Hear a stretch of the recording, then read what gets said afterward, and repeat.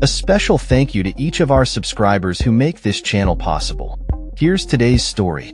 In a surprising turn of events, President Donald Trump is set to sign an executive order that will rename the Department of Defense to the Department of War. This significant shift, confirmed by a White House official, aims to project a tougher image of the U.S. military and to return to a historical title that has not been used since the aftermath of World War II.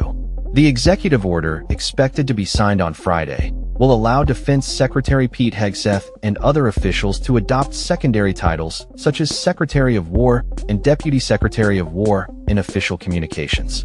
This rebranding is seen as part of Trump's broader strategy to emphasize military strength and readiness. The Department of War was originally established in 1789, overseeing the nation's armed forces until it was renamed the Department of Defense in 1949 following a legislative effort to unify the military branches. The change was part of an initiative led by President Harry Truman to streamline military operations post-World War II. Trump's announcement has been met with mixed reactions, with supporters praising the move as a return to a more assertive military posture, while critics argue that it could escalate tensions and misrepresent the military's role in modern geopolitics. The president has indicated that he believes Congress will support the change if formal legislation is required, although it remains uncertain whether he can unilaterally implement the name change without legislative approval. The announcement comes at a time when the Pentagon is undergoing significant cultural changes under Hegseth, who has actively sought to eliminate what he perceives as woke influences within the military. This includes efforts to remove diversity programs and resources that acknowledge contributions from various demographic groups. The potential costs associated with the name change have also raised concerns, as previous renaming efforts within the military have proven to be expensive. For instance, an attempt to rename just 9 Army bases was projected to cost taxpayers $39 million. As the situation unfolds, the implications of this executive order will be closely monitored, particularly in how it may influence military policy and public perception of the armed forces. The rebranding to the Department of War is not just a change in name. It represents a fundamental shift in how the military may be perceived both domestically and internationally. Trump's administration has consistently emphasized a strong military presence, and this latest move is likely to be viewed as an extension of that policy.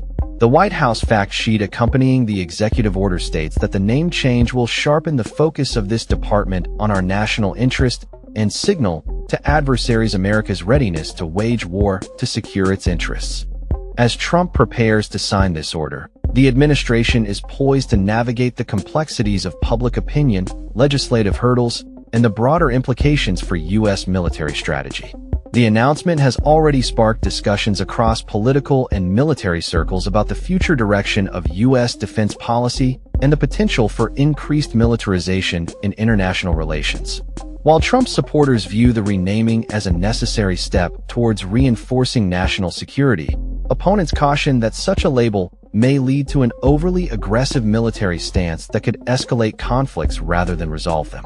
In the coming days, as the executive order is officially signed and implemented, the nation will be watching closely to see how this change will affect military operations, international relations, and the overall perception of the United States as a global power.